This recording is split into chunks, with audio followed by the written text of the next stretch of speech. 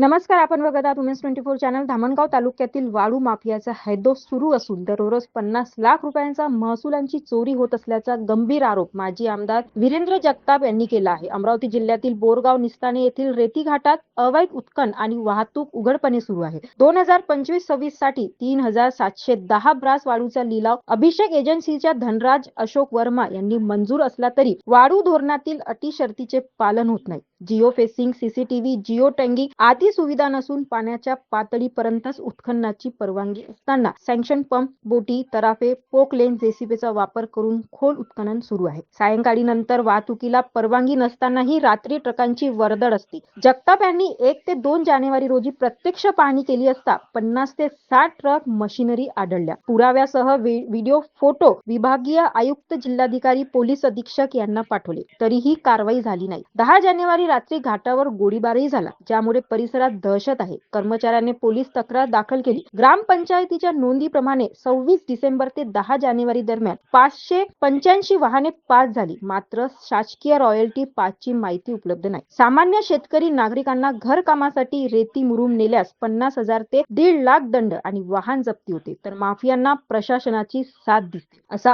आरोप या घाटाचा कारभार आमदार प्रताप अडसर यांनी चालवत असल्याचा आणि वर्मा केवळ नामधारी असल्याचा जगताप यांनी आरोप केला. गोळीबार प्रकरणात राजकीय दबावाने नाव वगळले गेले. शासन महसुलाची चोरी अटी उल्लंघन होत असताना प्रशासन निष्क्रिय असल्याने न्यायालयात दाद मागण्याशिवाय पर्याय नसल्याचे ते म्हणाले. पत्रकार परिषदेसाठी घेतलेली धामणगाव रेल्वे तालुक्यामधल्या बोरगाव निस्ताने आणि गोकुळसरा घाटाचा शासकीय हरणास झाल्यानंतर शासकीय नियमाप्रमाणे, अटी शर्तीप्रमाणे घाट मालक रेतीचा उपसा न करता सगळे यांत्रिक पद्धतीनं सक्शन पंप, बोटी, तराफे आणि रॉयल्टी पासेस न देता त्याची अवैध वाहतूक रात्री संध्याकाळी 7 नंतर ते सकाळी 5 वाजेपर्यंत सुरू असते.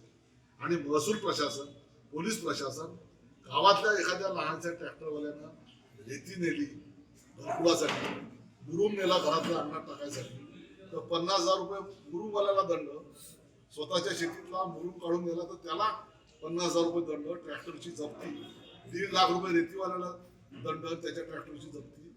हे होत असताना रोजचे 100 ते 150 ट्रक अवैधरित्या रेतीचे पोलिसांच्या नाकासमोर टिचून जात असताना महसूल प्रशासनाला वारंवार कळवून कलेक्टर, कमिशनर, SP, तहसीलदार, SDO यांना जिओ टॅगिंग करून त्याच्या व्हिडिओग्राफी पाठवून सुद्धा कारवाई होत नाही. आणि म्हणून ही आजची पत्रकार परिषद आहे. त्यामध्ये प्रशासन काही समाविष्ट आहे? प्रशासन समाविष्ट आहेच. प्रशासनाला हप्ते जातात. ज्या ज्या भागातून हे रात्रीचे ट्रक पास होतात त्या सगळ्या तहसीलदारांना, सगळ्या ठाणेदारांना हप्ता मिळतो, प्रचंड पैसे मिळतात. 27 लाखाचा घाट, रोजचे 50 लाखाची वसुली सुरू आहे. याला पूर्णपणे आशीर्वाद आमचे आमदार प्रताप अडसर आणि त्यांच्या भगिनी आहे. काय मागणी काय मागणी महसूल प्रशासनाने कारवाई केली पाहिजे आणि त्यांच्यावर गुन्हे दाखल केले पाहिजे.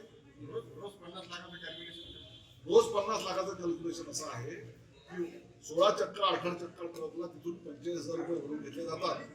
14 चक्क्याला 35 ते 40,000 घेतले जातात. 10 चक्के 12 चक्क्याला 25,000 घेतले जातात. आणि 100 ते 125 ट्रक तिथे मी स्वतः व्हिडिओ शूटिंग करून पाठवलेले आहे, जिओ मॅपिंग करून. तिथेच उभे आहे. अजून काय पुरावे द्यावे? अटी व शर्तीचे पुरावे तुम्हाला दिलेले आहे. काय काय अटी व शर्ती? म्हणजे माणसाच्या हातातच रेती भरावी लागते. आम्ही खेड्यातला ट्रॅक्टरवाला जेव्हा घरकुलासाठी रेती नेतो तेव्हा माणसाच्या हाताने भरतो. तिथं कुठं JCB असते एका ट्रॅक्टरसाठी? आमच्या जवळ 100 ट्रक भरावे लागतात, 125 ट्रक भरावे लागतात. म्हणूनच JCB पकडलाय ना. घाटच्या घाट करून टाकले, लोकांच्या शेत्या करून टाकले. दुधाच्या शेतात पूर गेला तर त्या शेतकऱ्यांना भरावं का? पण त्याची ताकद नाही पोहोचत, कारण पोलिसांना फायरिंग मध्ये घाटात और गोळीबार झाला ना. भाजपचे लोक गेले होते गोळीबार करण्याच्या वेळेस. भाजपचेच कार्यकर्ते आहे. हायकोर्टातून बेल घेतल्या भाजपच्या शहराध्यक्ष. अजून काय करावं पाहिजे? आपल्या पक्षाचे खासदार आहेत, त्यांनी सुद्धा हा मुद्दा मांडला आहे.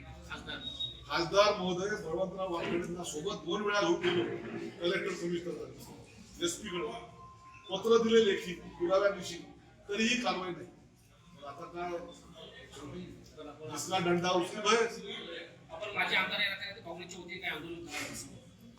हा आंदोलन हा विषय वेगळा. लोकांना रेती पाहिजे, स्वस्त रेती पाहिजे. आमचं म्हणणंच ते आहे की तुम्ही रेती स्वस्त दरात घरकुलवाल्यांना 600 रुपये दरात दिली पाहिजे.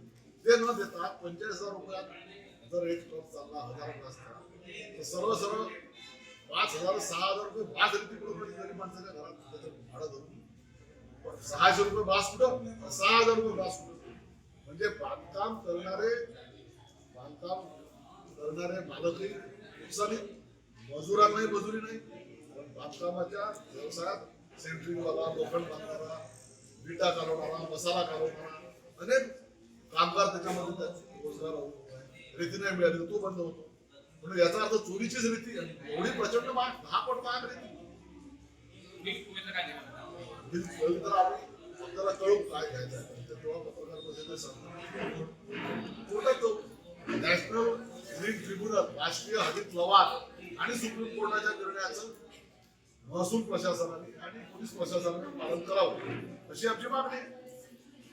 हा प्रकार ग्रामीण भागातील अवैध वाळू तस्करी आणि प्रशासकीय दुर्लक्ष दर्शवतो. अधिक अपडेटसाठी बघत रहा उमेश 24 चॅनल. धन्यवाद.